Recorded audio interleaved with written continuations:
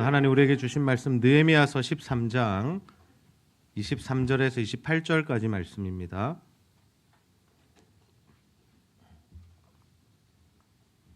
느헤미야 13장 23에서 28절까지 우리 한 절씩 교독합니다. 그때 내가 또 본즉 유다 사람이 아스돗과 암몬과 모압 여인을 맞아 아내로 삼았는데 그들의 자녀가 아스돗 방언을 절반쯤은 하여도 유다 방언은 못하니 그 하는 말이 각 족속의 방언이므로 내가 그들을 책망하고 저주하며 그들 중 몇 사람을 때리고 그들의 머리털을 뽑고 이르되 너희는 너희 딸들을 그들의 아들들에게 주지 말고 너희 아들들이나 너희를 위하여 그들의 딸을 데려오지 아니하겠다고 하나님을 가리켜 맹세하라 하고 또 이르기를 옛적에 이스라엘 왕 솔로몬이 이 일로 범죄하지 아니하였느냐.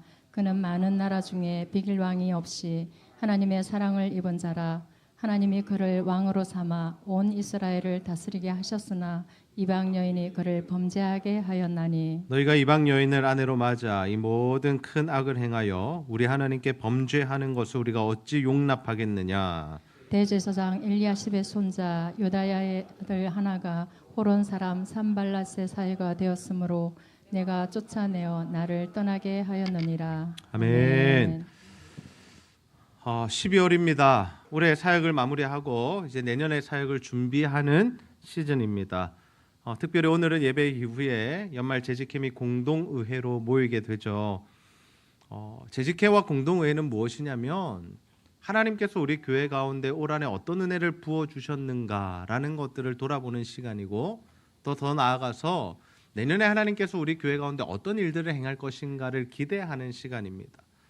그래서 우리는 숫자를 보는 것이 아니라 무엇을 보는 거죠? 하나님의 일하심을 보는 겁니다.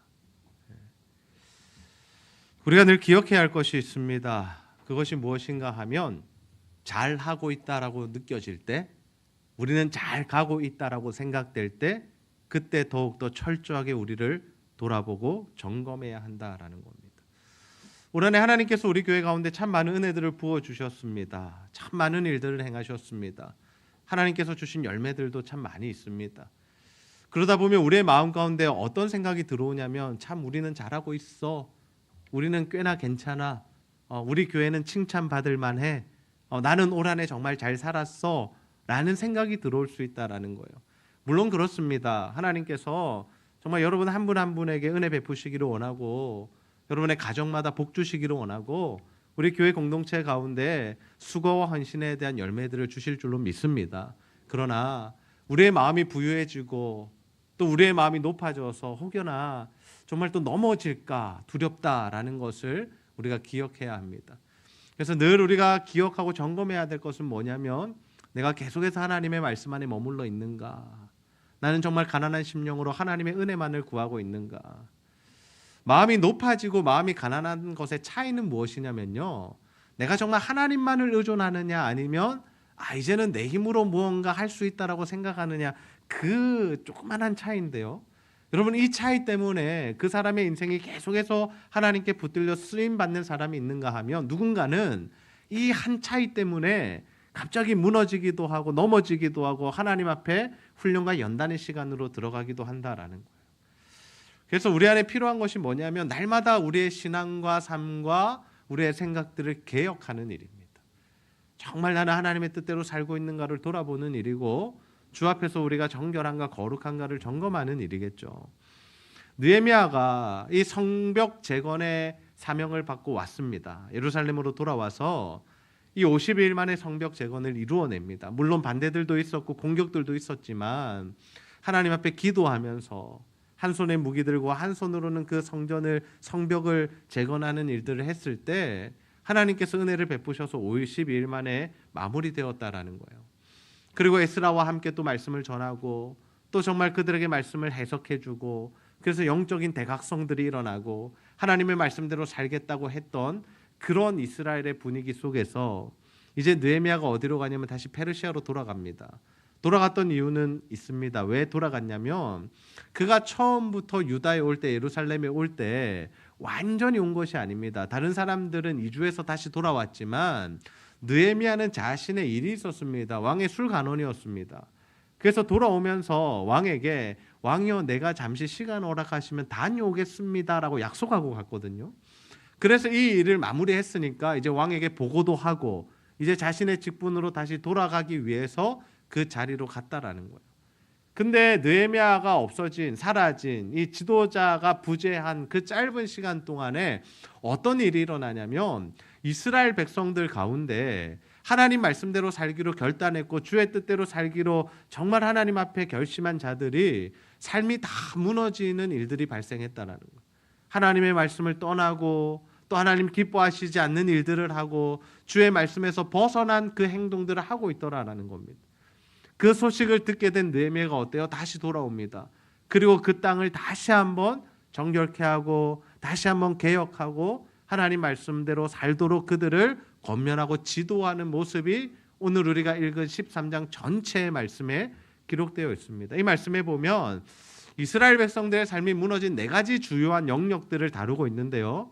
오늘 이 네 가지 영역, 네 가지 죄에 대한 말씀을 좀 나누고자 합니다. 다소 길 수도 있지만 정말 이 연말이 다가오는 이때에 우리가 삶을 하나님 안에서 돌아보면서 내 안에 들어와 있는 죄는 무엇인가 철저하게 돌아보시면서 이 죄악들 하나라도 우리 안에 들어와 있다라면, 걸리는 일이 있다면, 마음에 불편한 일들이 있다면 하나님 앞에 돌이키시고 이 죄를 내어 던져버리시고 하나님 안에서 다시 정결케 되시고 주의 뜻을 이루는 삶을 살아가는 저와 여러분 다 되시기를 주님의 이름으로 축복합니다.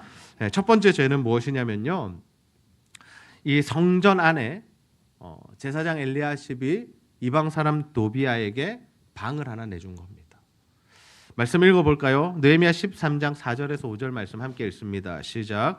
이전에 우리 하나님의 전에 방을 맡은 제사장 엘리야십이 도비야와 연락이 있었으므로 도비야를 위하여 한 큰 방을 만들었으니 그 방은 원래 소재물과 유향과 그릇과 또 예레위 사람들과 노래하는 자들과 문지기들에게 11조로 주는 곡물과 새 포도주와 기름과 또 제사장들에게 주는 거제물을 두는 곳이라. 아멘. 첫 번째로요, 여러분, 성전의 고가는 방은 뭐 하는 데 쓰는 용도였습니까? 뭐 하는 데 써야 돼요? 하나님의 기물들이나 또는 이 들어오는 헌금이나 곡식들이나 하나님께 드릴 거제물들을 드리는 곳이었습니다. 보관하는 곳이었습니다. 그런데 그곳에 누가 들어와 있다고요? 암몬 사람 도비야가 들어와 있어요. 도비야가 누굽니까? 성벽의 재건을 방해했던 사람입니다. 왜 이 사람이 그 안에 들어와 있죠? 제사장 엘리야십이 그와 연락했다라고 해요.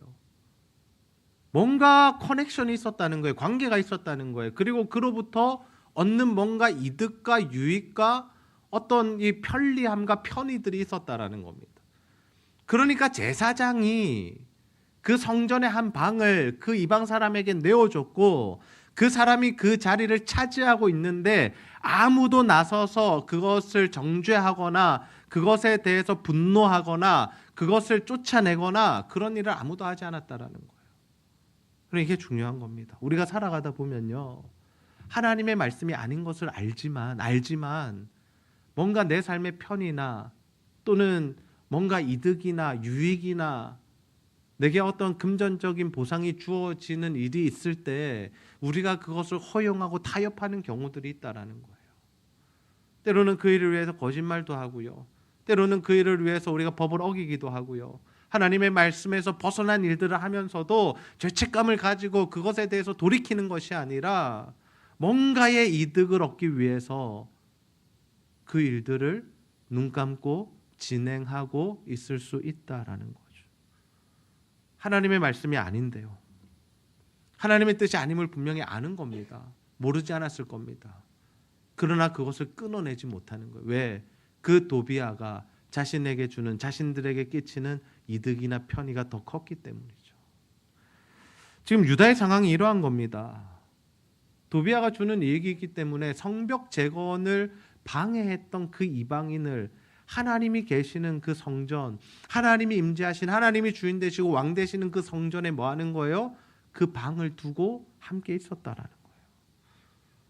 여러분, 이 느헤미야가 어때요? 분노합니다. 분노해서 어떤 행동합니까? 13장 8절에서 9절 말씀인데요. 내가 심히 근심하여 도비아의 세간을 그 방 밖으로 다 내어 던지고 도비아의 물건들을 어떻게 했다고요? 다 내어 던졌대요. 여러분 예수님이 그때 성전에서 분노하셨던 거 기억나세요? 장사하는 사람들을 보시면 어떻게 니네들이 도적의 소굴을 만들었느냐 하면서 다 상을 엎으셨잖아요. 동일한 모습이죠.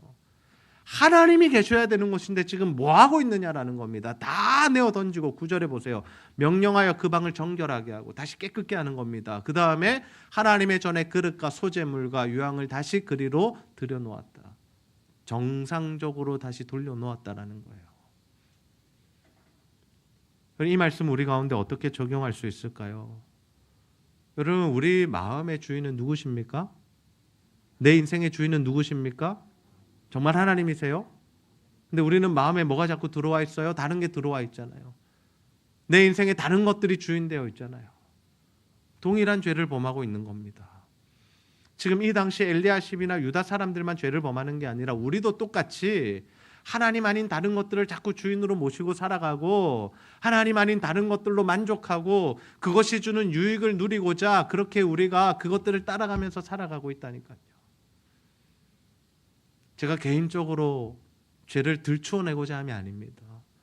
여러분 각자가 오늘 이 말씀을 듣는 가운데 정말 찔림이 있으시고 부딪힘이 있으시고 불편함이 있으시다면 여러분 오늘 느헤미야처럼 그 방을 있는 모든 것들 다 내어 던지시고 정리하시고 깨끗게 하시고 다시 하나님을 주인으로 모시는 복된 삶을 살아가시기를 주님의 이름으로 축복합니다.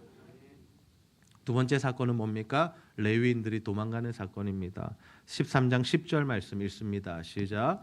내가 또 알아본즉 레위 사람들이 받을 몫을 주지 아니하였으므로 그 직무를 행하는 레위 사람들과 노래하는 자들이 각각 자기 밭으로 도망하였기로. 아멘. 왜 이런 일들이 일어났죠? 이스라엘 백성들은요 어떤 공동체냐면 하나님을 예배하는 공동체입니다. 그들의 정체성이 그렇습니다. 하나님이 사람을 창조하신 이유를 뭐라고 그랬어요? 내가 영광을 받기 위해서 너희들 창조했어라고 하십니다. 그러니까 우리가 하나님을 예배할 때 하나님 영광 받으시고요. 하나님 우리 가운데 임재하시고요. 그래서 하나님께서 우리에게 복과 은혜를 부어주시는 겁니다. 아멘입니까? 여러분 우리는 그때야 비로소 진정한 복을 받아 누리는 겁니다. 여러분 은혜라는 거 복이라는 거 우리가 창출해낼 수 있는 것이 아닙니다. 하나님이 하늘 문을 여시고 부어주실 때만 우리에게 은혜가 임하고 복이 임한다라는 거예요. 근데 지금 그 길을 뭐 하는 거예요? 이 사람들 다 막아놓은 거예요. 왜? 백성들은 11조를 드리지 않고 그러니까 레위 사람들은 어때요? 다 도망가 버리고 왜? 배고파서 죽겠으니까 그 자리를 이탈해 버리는 거죠. 하나님이 주신 자리를 지키지 않고 책임을 다하지 않고 도망가 버린 겁니다. 그러니까 뭐예요? 성전에서 제사가 드려져요? 안 드려져요? 드려지지 않는 겁니다. 조금 극단적으로 이야기하자면 이런 거예요. 지금 우리 교회에 그런 일들이 일어나는 거예요. 백성들이 교회 예배를 오지 않는 거예요. 여러분들이 교회 예배 참석하지 않는 거예요. 그리고 헌금도 하지 않는 거예요. 그럼 목회자들이 어때요? 사례비도 받을 수 없어요. 그러니까 목회자가 어디로 간 거예요? 다 일하러 간 거예요. 다른 일하러 직업 가지러 간 거예요. 주일날 오지도 않아요. 예배 인도도 하지 않아요. 새벽 기도도 인도하지 않아요. 성도들 신방도 하지 않아요. 이런 일이 벌어진 거예요. 지금 이 시대에. 그러면 어떻게 되는 거예요? 다 무너지는 겁니다. 한순간에 다 무너지는 거예요. 모두가 은혜 받는 그 길이 막혀버리는 거예요. 그럼 우리가 하나님 말씀을 중심으로 살지 않으면요. 하나님 중심으로 살지 않으면 공동체는 무너집니다. 주께 헌신하지 않으면요. 하나님께서 그 공동체 가운데 복을 부어주시지 않아요. 우연이라는 단어를 제가 잘 사용하지 않습니다만은 우연히 유튜브에서 하용조 목사님 온누리교회 이제는 소천하셔서 고인이 되셨는데 하용조 목사님의 제가 페이지가 이렇게 구독되어 있거든요. 그 설교가 그래서 이렇게 계속 뜹니다. 그래서 제가 이렇게 가끔씩 이제 클릭을 해서 설교를 듣기도 하고 또 은혜를 받기도 하는데 하용조 목사님 이런 설교를 하셨어요. 믿음이 뭐냐라고 설명을 하시면서 믿음은 헌신이다라고 이야기하시더라고요. 한국 교회가 문제가 뭐냐라고 묻는다라면 한국 교회에 말 많은 사람들은 많은데 말을 많이 한대요. 사람들이 이런 말 저런 말 많이 하는데 헌신하는 사람들이 점점 줄어드는 것이 한국 교회 문제다라고 말씀하시더라고요. 여러분 혹시 우리는 어떻습니까? 교회에 대해서 원망하는 말, 불평하는 말, 평가하는 말, 이런 말 저런 말, 다른 사람 말 많이 하는데 하나님 앞에 헌신하는 것은 점점 줄어들고 있진 않나요? 하나님이 기뻐하시는 것은 무엇입니까? 말을 많이 하는 것이 아닙니다. 묵묵히 조용히 하나님 앞에 헌신하는 것, 조용히 하나님이 원하시는 그 예배의 자리를 지키는 것, 기도의 자리를 지키는 것, 묵묵히 나와서 전도하는 것, 헌신하는 것, 다음 세대를 세워가는 일에 헌신하는 것. 하나님이 받으시는 것은 헌신이다라는 거예요. 그래서 느헤미야는 이런 조치를 해요. 11절 말씀해 보시면요, 내가 모든 민장들을 꾸짖어 이르기를 백성의 지도자들을 꾸짖었다라는 거예요. 하나님의 전이 어찌하여 버림바 되었느냐 하고 레위 사람을 불러 모아 다시 제자리에 세웠다라는 거예요. 다시 레위인들 불러 모아서 다시 예배 인도하고 하나님의 일들을 감당해라. 너희들이 해야 할 일은 이것이고 그래야 너희들도 살고 이 백성들이 복을 받는다라고 분명하게 가르치고 있는 겁니다. 여러분, 하나님께 복을 받는 이 시스템과 원리들을 따라가는 저와 여러분들 되시기를 소원합니다. 하나님이 원하시는 자리에 있으셔야 돼요. 하나님 중심으로 사셔야 돼요. 하나님이 중심되지 않고요, 하나님이 변방으로 밀려가고요, 내 삶에 더 중요한 것들이 생겨서 그것부터 챙기다 보면요, 점점 우리는 하나님과 멀어지고 하나님이 주시는 복이 우리 가운데 사라지게 될 것입니다. 저는 우리 성도님들이 정말 먼저 하나님의 나라와 의를 구하라, 그리하면 이 모든 것을 더하시리라는 이 약속의 말씀의 성취를 보는 자들이 되시기를 소원합니다. 하나님의 것들을 먼저 하고 하나님께 드리는 것들을 소중히 여기고 하나님께 먼저 헌신할 때, 가장 좋은 것들을 하나님 앞에 내어놓을 때 하나님이 어떻게 하시는 거예요? 하나님이 그 인생 가운데 은혜를 부으시고 복을 부어주신다라는 거예요. 왜요? 하나님의 원리를 따라가니까. 세 번째 문제입니다. 그들의 세 번째 문제는 뭐냐면 안식일에 장사하고 안식일을 지키지 않은 것입니다. 15절 16절 함께 읽습니다. 시작. 그때에 내가 본적 유다에서 어떤 사람이 안식일에 술터를 밟고 곡식단을 나귀의 시로 운반하며 포도주와 포도와 무화과와 여러 가지 짐을 지고 안식일에 예루살렘에 들어와서 음식물을 팔기로 그날에 내가 경계하였고, 또 두로 사람이 예루살렘에 살며 물고기와 각양 물건을 가져다가 안식일에 예루살렘에서도 유다 자손에게 팔기로. 아멘. 아멘. 어떤 일들이 일어났어요? 하나님께서 안식일을 어떻게 하라 그랬어요? 기억하여 거룩히 지키라. 물건을 사거나 팔거나 일하지 말고, 이런 말씀들을 하셨습니다. 그런데 지금 이 사람들이 뭘 해요? 물건을 사고 팔고 있었고요, 이방인들도 거기에 편승해서 물건을 떼다 와서 뭐 어떤 것들 팔았죠? 저기 보시면 생선 같은 것들, 각양 물건들을 팔았단 말입니다. 하나님이 그것을 지금 기뻐하시지 않는 거예요. 안식일은 어떻게 지켜야 되죠? 지금 안식일이 이 시대는 우리 주일인데 어떻게 지켜야 됩니까? 쉼을 누리는 날이 안식일이잖아요. 근데 여러분, 이 쉼을 잘 정의하셔야 돼요. 쉼이라는 것이 집에서 누워서 아무것도 하지 않는 것이 쉼이 아닙니다. 좋은 풍경을 보면서 커피 한 잔 마시고 좋은 음식 먹는 것, 그것도 쉼이 될 수 있지만 하나님이 가장 기뻐하시는 쉼이 뭐냐면 하나님 안에 와서, 하나님 앞에 와서 예배 드리면서 우리의 영혼이 쉼을 누리고 정말 우리의 영육혼이 살아나고 회복되는 것이 가장 큰 쉼이라는 거예요. 그래서 우리가 주일마다 드리는 것이 뭐냐면 예배라는 겁니다. 거기에서 더 적극적으로 우리가 쉼을 어떻게 누리게 됩니까? 생명을 살리는 일을 감당할 때 하나님 기뻐하신다라는 거예요. 예수님께서 안식일에 병자들을 고치셨거든요. 그러니까 바리새인과 서기관들이 공격해요. 안식일에 왜 일하느냐라고 해요. 그때 그들이 세워놓았던 안식일 법에는요, 몇 리 이상 걸어서도 안 되고요, 뭐 여러 가지 법들이 있었습니다. 그래서 흐르는 물에 손을 씻고 밥을 먹어야 되잖아요. 사람들이 정결해야 되니까. 근데 뭐 물을 또 틀고 끄고 이것도 일이라고 여겨서, 실제로 제가 십몇 년 전에 이스라엘에 가보니까 어떤 일을 하고 있냐면, 음식점에서 저희는 이제 그냥 예수를 믿으니까 뭐 틀고 끄고 할 수 있잖아요, 수도꼭지를. 근데 그게 일이니까 유대인들이 그거 안 하려고 어떻게 하고 있다 그랬죠? 수도꼭지를 살짝 열어서 물이 계속 흐르게 하는 거예요. 조금씩. 그래서 그것을 처리하고 있더라고요. 그 안식일법을 안 어기려고. 엘리베이터를 타는 거는 이게 괜찮대요. 그런데 버튼을 누르는 건 일이래요. 그래서 어떻게 세팅해 놓은 줄 아세요? 호텔에 1층부터 9층까지 한 층씩 계속 서는 거예요. 타서 자기 층 돼서 내리고 나중에 또 내려오면 그거 타고 내려오고. 하나님 그걸 기뻐하실까요? 그걸 안식일을 잘 지켰다고 말씀하실까요? 아닌 거죠. 주님은 왜 안식일에 병자를 고치셨습니까? 생명을 살리는 일이 우선이라는 거예요. 사람이 먼저지 날이 우선이 아니라는 겁니다. 그래서 우리가 주일날 안식을 한다는 건 뭐냐면 이렇게 나와서 하나님 앞에 예배 드리면서 은혜 받고 회복되는 거. 그 다음에 뭐 하는 거예요? 사람들을 살리고 케어하고 같이 교제하고 식사하고 셀 모임하고 연약한 자들 돌아보고 신방하는 거. 여러분 그것이 하나님 안에서 정말 안식일을 잘 누리는 일이다라는 거예요. 그러면 때로는요 육신적으로는 피곤할 수 있어요. 제가 그렇습니다. 주일마다 예배 3번 인도하고 또 교육자 모임하고 또는 뭐 청년들 모임이나 또는 신방이나 이런 것 하고 나면요 저녁 되면요 아무런 생각이 없습니다.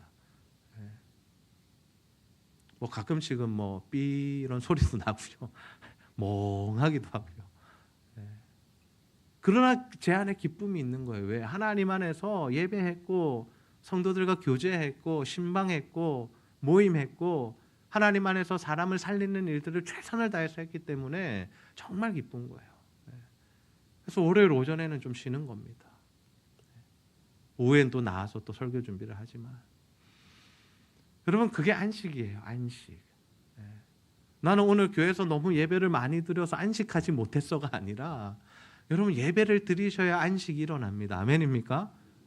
그래서 예배를 지키셔야 돼요. 그리고 이런 말씀 꼭 드리고 싶어요. 예수 믿으면서도 주일에 일하시는 분들 계시거든요. 물론 생계 문제 때문에 그러신 분들도 계신데 제가 분명하게 말씀드려요. 여러분 생계를 위해서는 일하지 않으셨으면 좋겠습니다. 생계를 위해서는. 어쩔 수 없이 일해야 하는 직종들이 있습니다. 어떤 일들이 있죠? 생명을 살리는 일을 하시는 분들. 의사들, 간호사들 전부 다 예수 믿는다고 병원 다 비우고 나오면 환자들 아프면 어떻게 돼요? 다 죽잖아요. 소방관들, 경찰관들 비번이 있는 날도 있고 당직을 서야 되는 날도 있고 나라 공직자들 돌아가면서 일하시는 분들 그것은 어쩔 수 없잖아요. 그러나 여러분 우리가 쉴 수 있는데 돈을 더 많이 벌기 위해서 주일날 내가 일하러 가는 걸 신청한다거나 또는 내가 주일날 일하지 않는다고 해서 직장에서 어떤 어려움을 당한다거나 또는 이 진급이 어려워진다거나 사람들과의 관계가 어려워지는 것 때문에 그것을 그 일을 하는 것들 이런 것들을 여러분 멈추셔야 돼요. 왠지 아세요? 하나님은요 우리가 하나님을 어떻게 대우하고 섬기느냐에 따라서 동일하게 우리를 대우하시거든요. 근데 우리가 예배라는 것을 가장 우선으로 여기고 예배에 생명을 걸고 내가 그 어떠한 일들보다 나는 예배를 중심으로 살아가는 사람이야 라는 것을 하나님 앞에 선포하고 살아가면요 하나님께서 그 일들을 하나님께서 처리해 주시고 이루신다라는 거예요. 극단적으로 말씀드릴게요. 예배 드리느라 직장에서 잘리면 여러분 인생이 망할 것 같으시죠? 아닙니다. 하나님께서 새로운 길을 열어주시는 거예요. 하나님께서 먹고 살 길은 열어주신다라니까요. 미국에는 그런 기업들도 있습니다. 주일에 가감히 문을 닫는 기업들이 있어요. 프랜차이즈인데.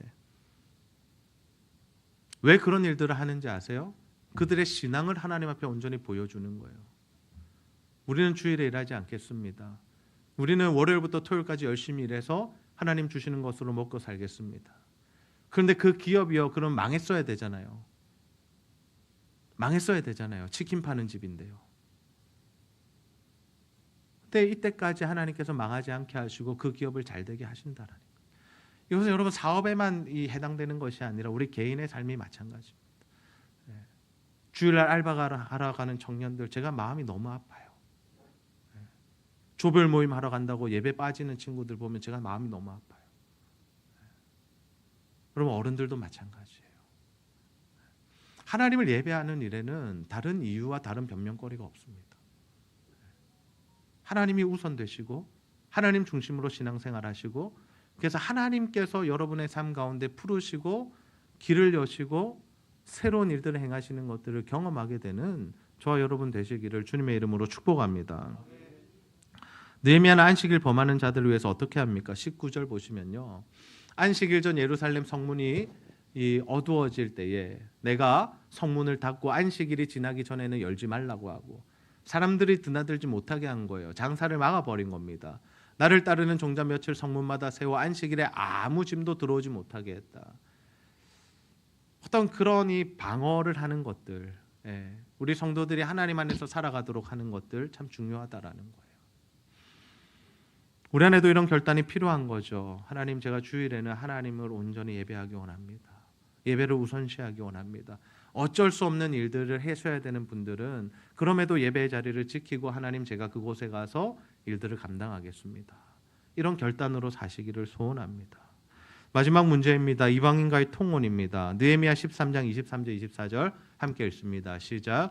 그때에 내가 또 본즉 유다 사람이 아스돗과 암몬과 모압 여인을 맞아 아내로 삼았는데 그들의 자녀가 아스돗 방언을 절반쯤은 하여도 유다 방언은 못하니 그 하는 말이 각 족속의 방언이므로. 아멘. 지금 어떤 일이 일어나요? 통혼, 이방인들과 통혼했다, 결혼했습니다. 근데 이 결혼의 문제가 굉장히 민감하죠. 근데 그들이 왜 문제가 됐냐면요, 다른 게 아니라 자녀들이 유다 말을 못하는 거예요. 자, 유다 말을 못한다는 건 뭐냐면 그들이 하나님의 말씀을 배우고 있지 못하다라는 겁니다. 성경이 그 당시에 뭘로 기록되었어요? 히브리어로 기록되었죠. 히브리어를 읽으려면 어때요? 유다 말을 알아야 되잖아요. 근데 그들이 히브리어를 모르는데 성경을 읽을 수 있습니까? 없습니까? 없는 거죠. 그러니까 느헤미야가 보니까 기가 막힌 겁니다. 이방인들과 결혼한 것도 문제지만 뭐가 문제인 거예요? 신앙이 계속해서 전수되지 않는 것이 문제라는 겁니다. 결혼 문제 굉장히 민감한데요. 이렇게 말씀드리고 싶어요. 국제 결혼 해도 됩니까? 하면 안 됩니까? 사람마다 견해 다르실 건데 해도 됩니다. 네, 그것이 우리가 뭐 죄를 짓는다거나 그렇지 않습니다. 그러면 예수 믿지 않는 집안과의 결혼, 예수 믿지 않는 사위, 예수 믿지 않는 며느리 보는 거 어떻게 생각하세요? 어떻게 생각하세요? 말씀하시기가 조금 어렵죠. 네. 근데 저는 어디에 방점을 두고 있냐면요, 물론 예수 믿는 가정들끼리 결혼하는 게 가장 좋아요. 왜 가장 좋냐면 여러분 신앙생활 해보셔서 아시고 결혼생활 해보셔서 아시지만 믿음이 동일하지 않으면 얼마나 힘든지 여러분 아시잖아요. 다른 것도 다 중요한데, 문화도 중요하고 뭐 살아온 배경도 중요하고 정치적인 성향도 중요한데 그런 거 안 맞아도 우리 살 수 있어요. 그런데 뭐가 가장 중요해요? 신앙의 영역이 다르면 너무 힘들고 괴롭다라는 거예요. 그래서 그런 불편함과 어려움을 없애려면 적어도 예수 믿는 사람들과 결혼하는 것이 저는 가장 좋다라고 생각합니다. 그러나 그렇게 하면 예수 믿는 사람들끼리만 결혼하면 예수 믿지 않는 사람들은 버려진 백성이면 그렇지 않잖아요. 그래서 우리가 기도하면서 배우자를 고를 때에 정말 신앙과 인격을 보지만, 그러나 예수 믿지 않더라도 하나님 앞에 기도하시면서 하나님, 저 사람 하나님 정말 하나님 백성입니까? 전도하기 원합니다. 함께 하나님의 나라 이루어가기 원합니다. 기도하시고 하나님 확답 주시면 결혼하시면 되는 거예요. 이 문제를 떠나서 지금 이 말씀의 방점은 어디에 있느냐, 핵심은 어디에 있냐면 신앙이 전수되고 있지 않다는 것에 있어요. 우리가 예수 믿지 않는 사람들과 결혼하면 어떤 일들이 벌어지냐? 자녀들이, 손주들이 교회를 못 나오게 돼요. 우리가 전도해 보면 그런 분들 많잖아요. 나는 예수 믿었는데 우리 남편이 예수 안 믿어서 내가 평생 교회를 못 다녔습니다 하시는 분들 계시잖아요. 자녀들 전부 예수 믿지 못하게 되거든요. 그거를 우리가 어떻게 해야 돼요? 최선을 다해서 정말 막으셔야 되고, 그 일들을 우리가 최선을 다해서 노력하면서 자녀들에게 신앙이 전수될 수 있도록 애를 쓰셔야 된다라는 겁니다. 그래서 청년들은 배우자 고를 때 신앙과 인격을 보셔야 돼요. 자꾸 외모에 치중되면 안 돼요.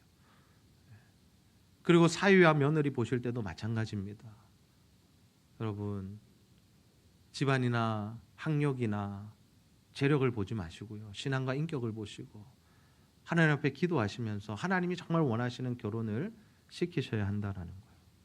느헤미야가 이 일을 어떻게 처리하고 있습니까? 25절 말씀해 보십시오. 25절 말씀.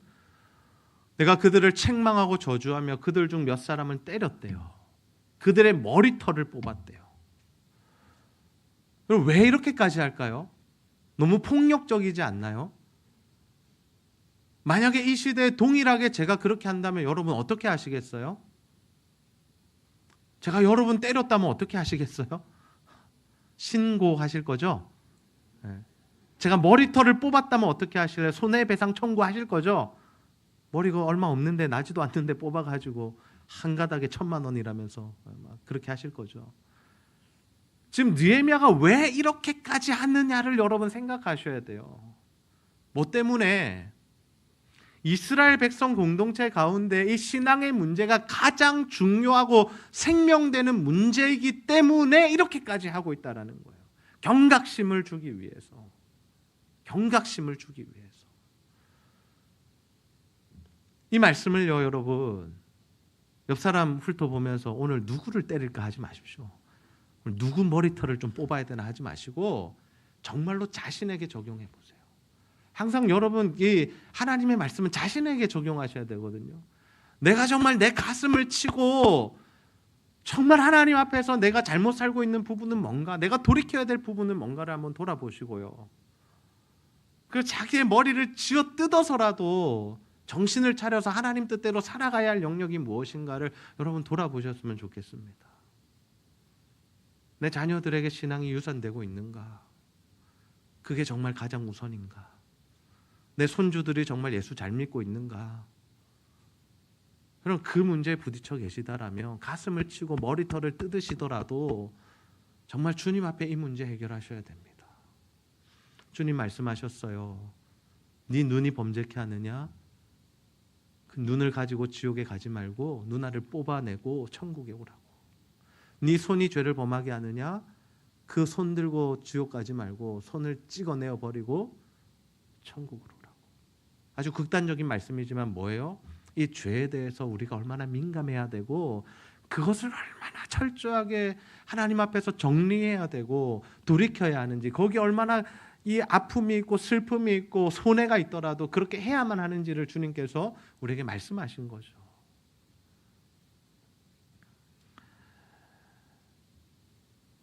그래서 제 메시지가 때로는 강할 수 있습니다, 여러분.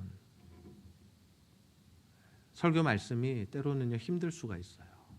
그러면요, 그럼 상처받지 마시고 삐지지 마시고 목사님 나보고 하는 이야기다 이렇게 하지 마시고 오늘 하나님 나에게 이 말씀을 주시는구나, 내가 이 말씀 듣고 돌이켜야겠다.